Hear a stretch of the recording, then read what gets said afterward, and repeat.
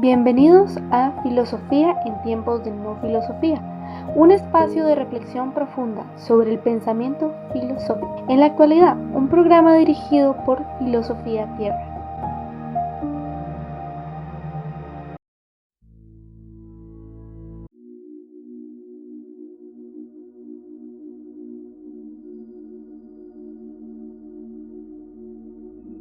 Pablo, según su costumbre, se dirigió a ellos y durante 3 sábados discutió sobre ellos basándose en las Escrituras, explicando y probando que Cristo tenía que padecer y resucitar de entre los muertos. Este Cristo, les decía, es Jesús, a quien yo os anuncio.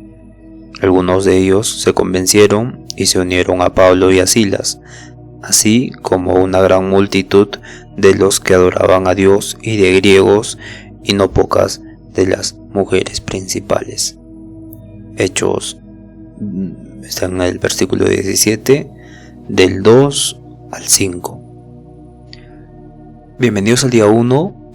Hoy vamos a presentar el libro La Pista y Sofía. Este es un códice que se escribió aproximadamente en los años 30 después de Cristo. Es muy antiguo y es muy menospreciado y es muy infravalorado por todas las religiones.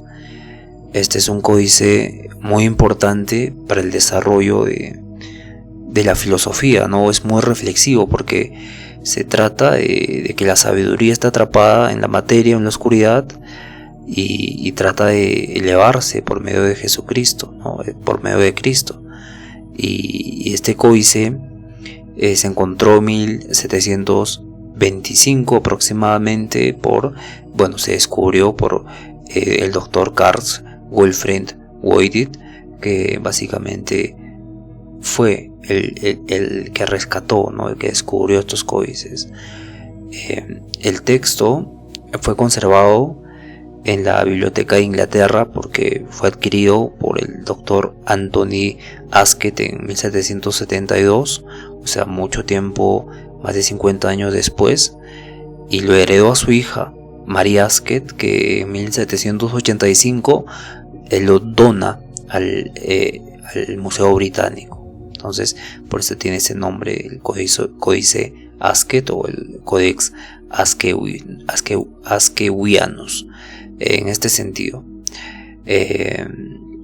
muy pocos hablaban o entendían el idioma copto, ¿no? Y parecía que sería imposible el tratar de traducir estos textos. El primer intento de traducción y publicación la va a realizar Julius Heinrich Petermann en 1801. Él trabaja en el siglo XIX en estos códices y luego pasa a las manos del egiptólogo Frances-Émile Ameliemt, que básicamente realiza en 1891 la primera traducción completa del texto copto al francés, ¿no? Titulada La Pista y Sofía. Y claramente desde 1891 el códice tiene esta primera edición o primera traducción académica moderna. Pero claro, al inglés fue traducido también por George Robert Mead.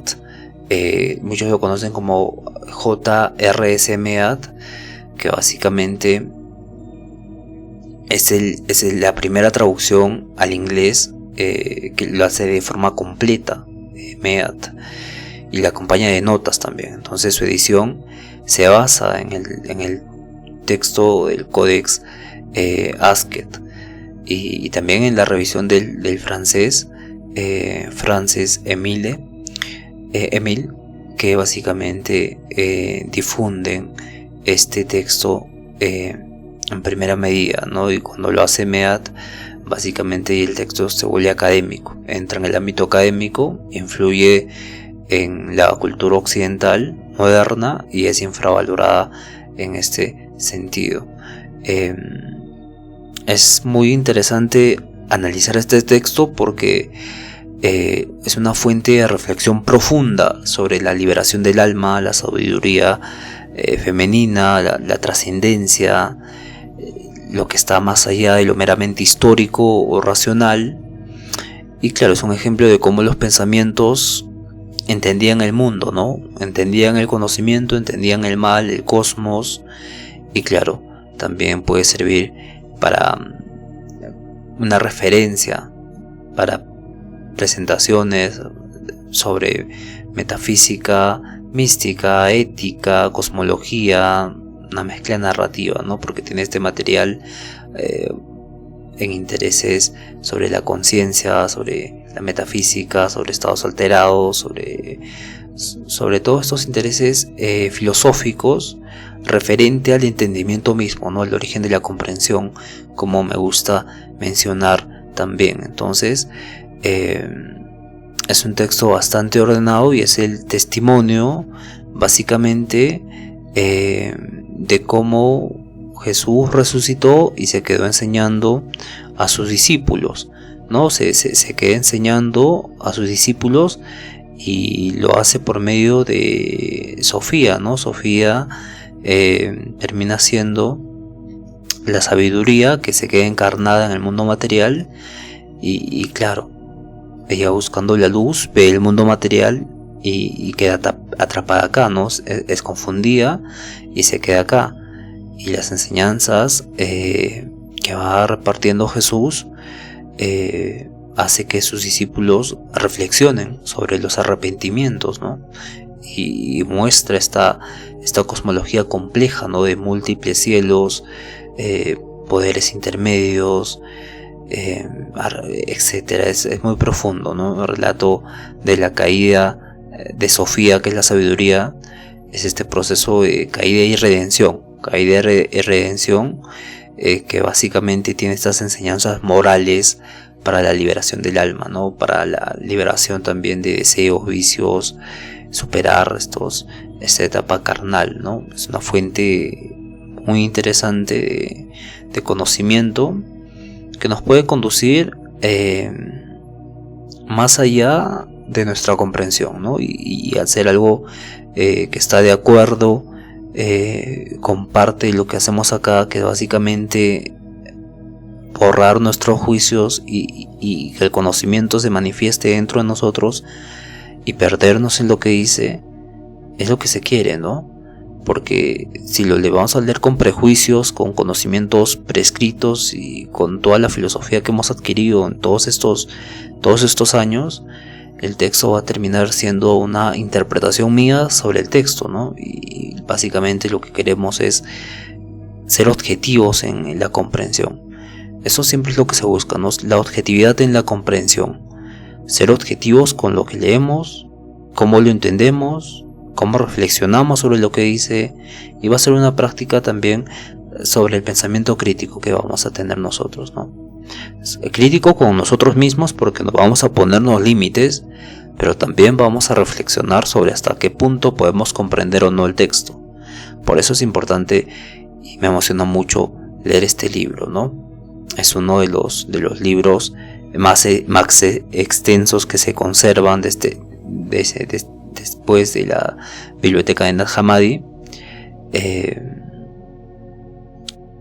Claramente en Nag Hammadi se encuentran documentos separados, pero la Epistisofía es un documento el más largo hasta el momento. Bueno, no hasta el momento, ¿no? Pero proporciona esta visión directa de lo que muchos podemos entender como la cosmología espiritual, o la cosmología que está mucho más allá de nuestro propio entendimiento, ¿no?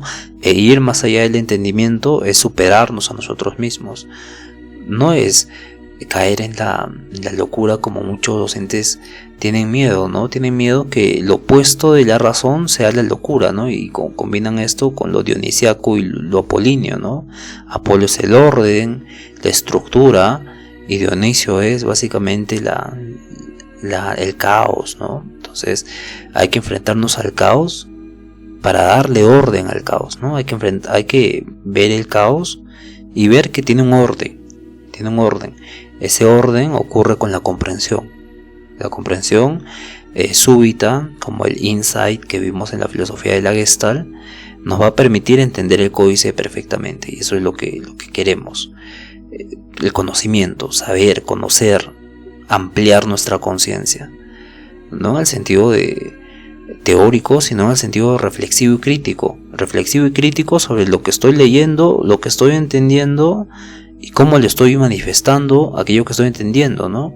Y que esté al unísono con lo que realmente puedo lograr entender, lo que realmente llego a entender, a comprender.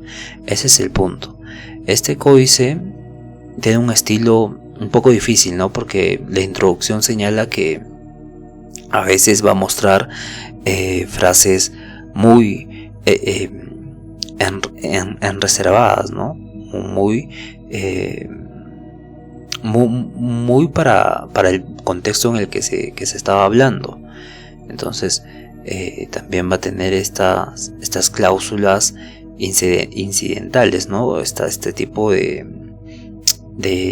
cortes comprensivos, y esto lo que sugiere el traductor del copto es decir que ha tenido este tipo de pérdida del hilo original, ¿no?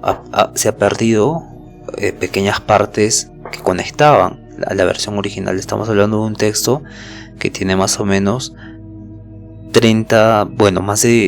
casi más de 2000 años.